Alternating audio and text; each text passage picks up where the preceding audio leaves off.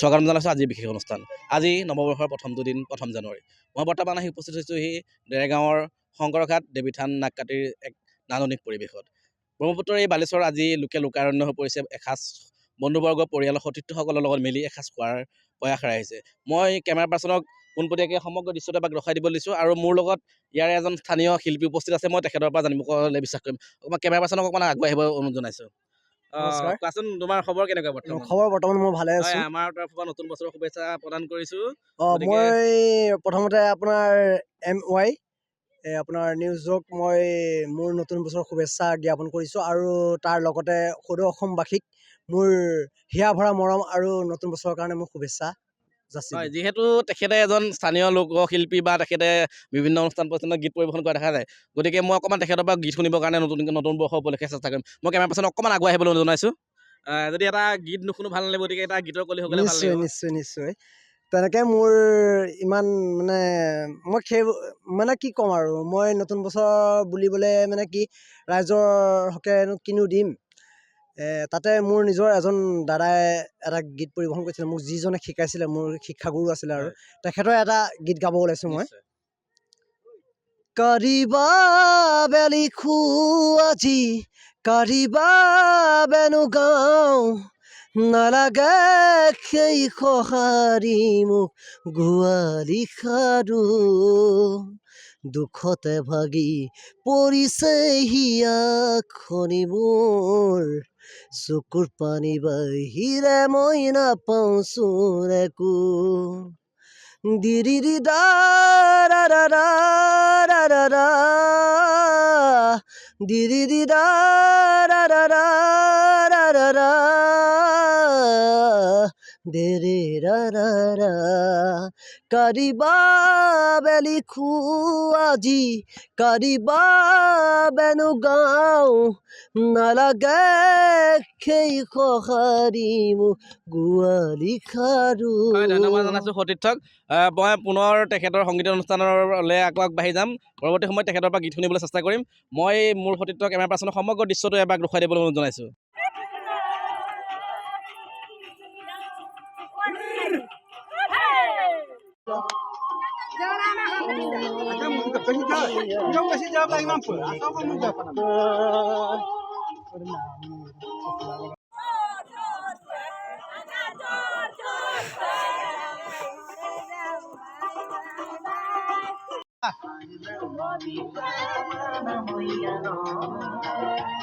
আৰু ইয়াত বিহু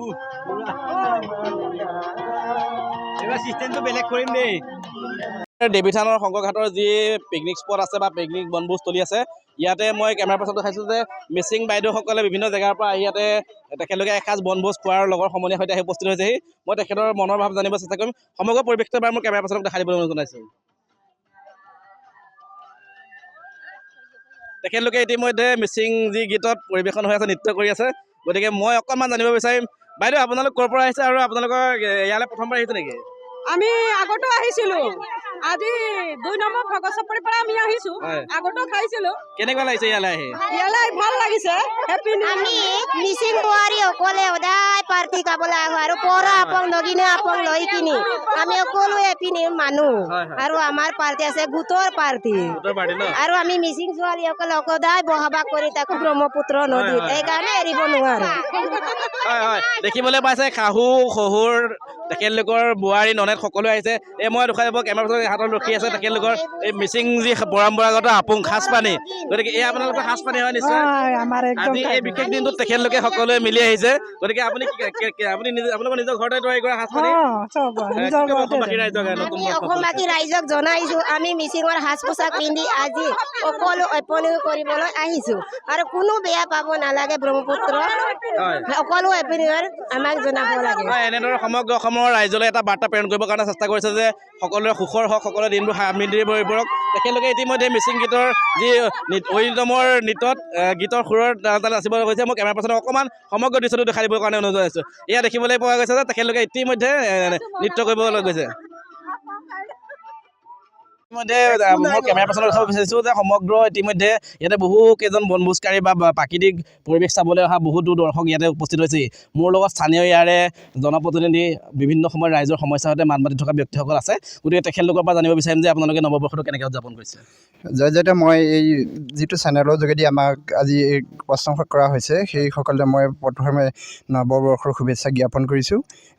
আশা কৰিছোঁ এনেদৰে আমাৰ যিখিনি আজি ৰাইজ ইয়াত একত্ৰিত হৈ বনভোজস্থলীত উপনীত হৈ নৱবৰ্ষটি ভাল ধৰণে পাৰ কৰাৰ উদ্দেশ্যেৰে যি প্ৰীতিভোজৰ আয়োজন কৰিছে এই প্ৰীতিভোজত যাতে কোনো বিসংগতি নোহোৱাকৈ সকলোৱে এনেধৰণে আগন্তুক বৰ্ষটো যাতে সকলোৱে মংগলময় কামনাৰে সকলোৱে এনেধৰণে পৃথিৱীজটো পাৰ কৰা যায় সেই মই কামনা কৰিলোঁ। আৰু লগতে আমাৰ এই গোলাঘাট জিলাৰ গুলুংটামেৰ গাঁও পঞ্চায়তৰ অন্তৰ্গত দেৱীথানৰ নাককাটি দেৱীথানৰ ওচৰত যিখন আমাৰ চিকাৰী ঘাট বুলি শংকৰঘাট এইটো কাটি দিলে ভাল নেকি। মই ইয়াতে স্থানীয় লোকক লগ পাইছোঁ, তেখেতলোকৰ পৰা জানিব বিচাৰিম যে তেখেতলোকে নৱবৰ্ষ কেনেকৈ উদযাপন কৰিছে। কওকচোন অকণমান উদযাপনৰ বিষয়ে অকণমান।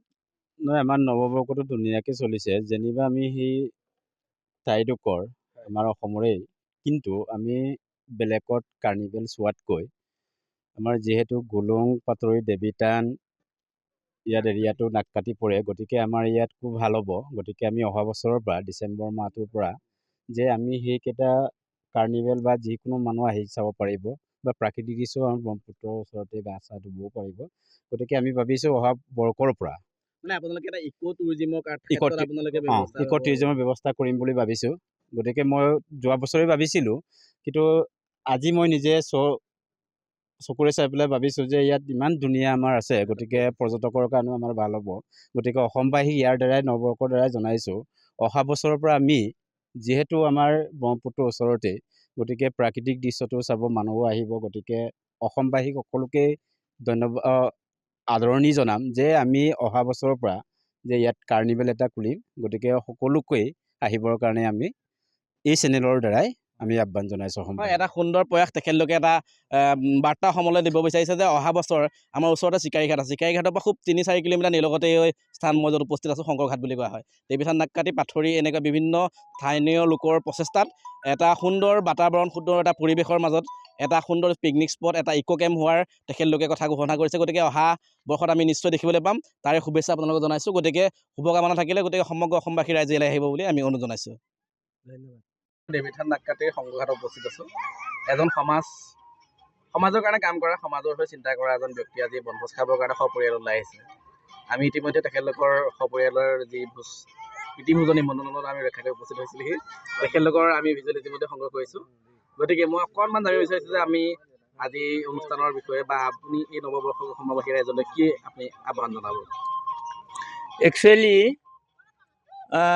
যোৱা কালিলৈকে 2024 বৰ্ষৰ শেষ দিন, এই শেষ দিনটো আমি খুব ধুমধামেৰে এই 24 বৰ্ষক আমি বিদায় দিছোঁ।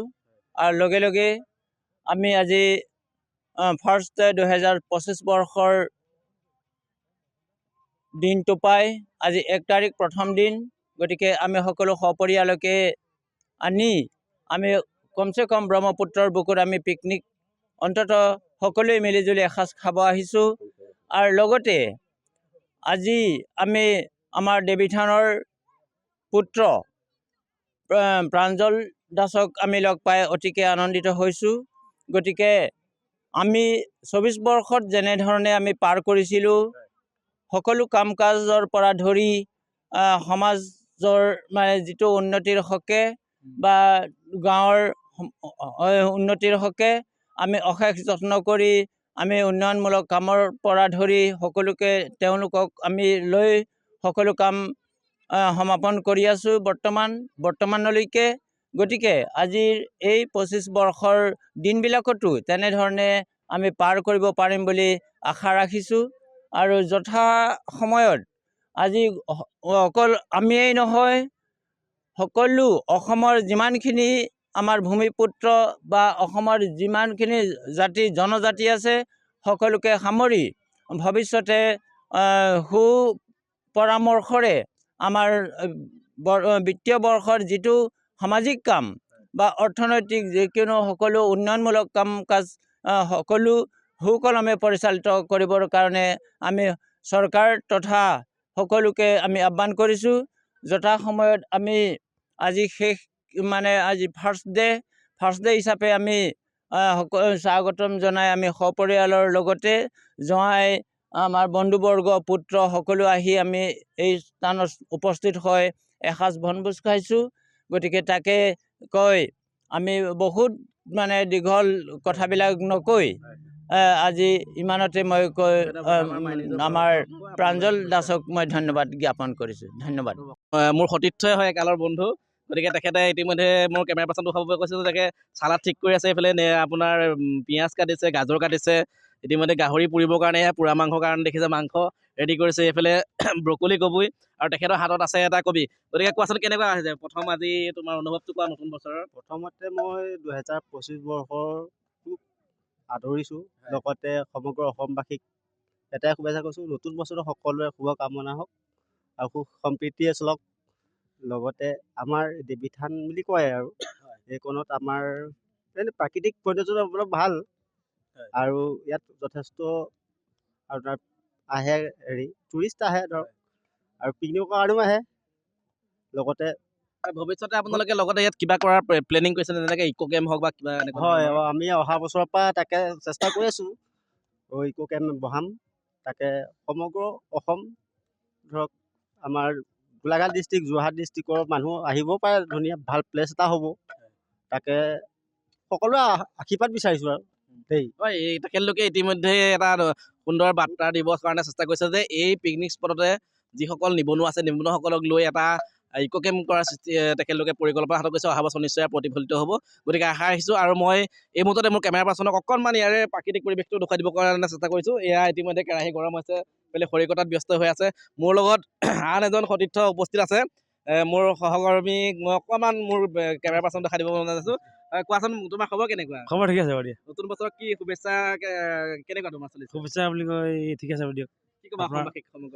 অসমবাসী আজিৰ দিনটো যাতে চবেই ভালে কুশলে যায়, পাৰ্টিবিলাক চবেই ভালকৈ খাই বৈ নিজৰ ঘৰত নহয় জানো? এই ক্ষেত্ৰত দেখা যায় যে অসমৰ বিভিন্ন সময়ত এনেকুৱা জানুৱাৰী বা পিকনিক বিশেষ অনুষ্ঠানবিলাকত উদণ্ড হৈ পৰে কিছুমান বাইক চালক। বিভিন্ন লোকে মাদক দ্ৰব্য বা মদ সেৱন কৰি ইতিমধ্যে বহুত দুৰ্ঘটনা ঘটে হয়। গতিকে আপুনি এই সন্দৰ্ভত কি হ'ব? এইখনত আপোনাৰ কি ক'ব আৰু ধৰি লওক মাদকদ্ৰব্যটো আপোনাৰ মানে কি হিচাপত মানে ধৰি লওক খাই বৈ মানে কি মানুহৰ ঘৰত গৈ যাতে নিজৰ নহয় জানো? হয়, এনেদৰে আমি দৃশ্যংশ দেখাই থাকিম। মোৰ কেমেৰা পাৰ্চনক মই ইয়াৰ প্ৰাকৃতিক দৃশ্যটো এবাৰ দেখাই দিব অনুৰোধ জনাইছোঁ। এক নান্দনিক দৃশ্য, কেওফালে দেখিছে আপোনালোকে বনভোজৰ কাৰণে বিভিন্ন জেগাৰ পৰা আহি উপস্থিত হৈছেহি বিভিন্ন পৰ্যটক, বিভিন্ন স্থানীয় ৰাইজ। গতিকে মই মাই নিজৰ দৰ্শকসকলক দেখাই আছোঁ আৰু আমি সমগ্ৰ দৃশ্য আপোনালোকক দেখাই যাম।